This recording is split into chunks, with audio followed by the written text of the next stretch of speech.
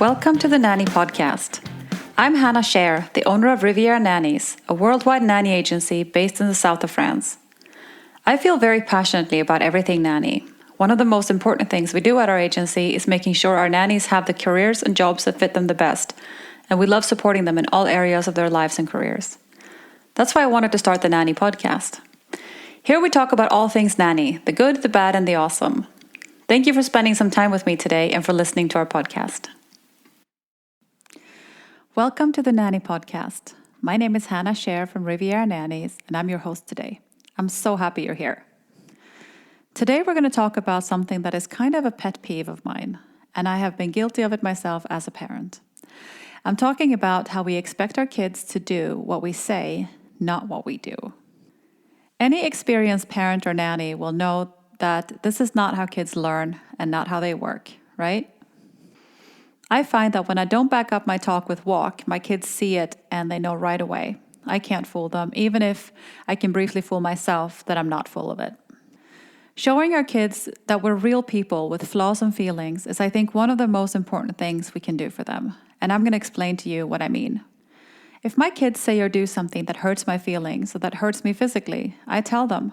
If they say something rude or unkind or act dismissively with epic eye rolls, I tell them how it makes me feel.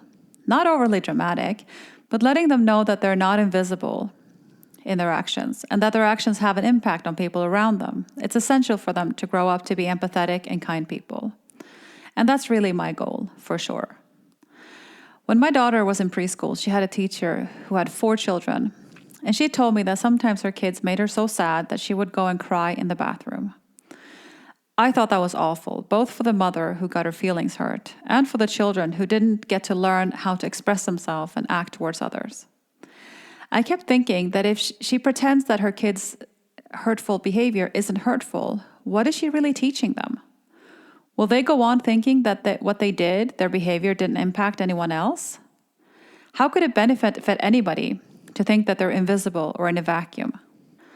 Another example that I remember hearing from a person before they became a parent was how they were going to feed their kids only healthy organic foods, knowing that it was a better choice, but they were not going to give up their unhealthy eating habits themselves.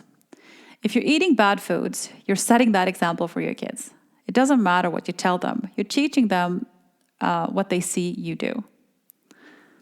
And of course, this goes for nannies too. That's why it's so important for families to choose a nanny whose values align with theirs.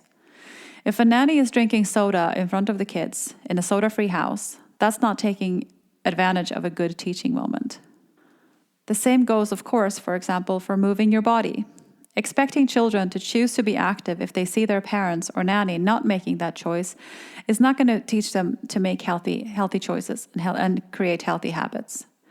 But it goes deeper than that. When kids see that you lie, they think it's okay to lie.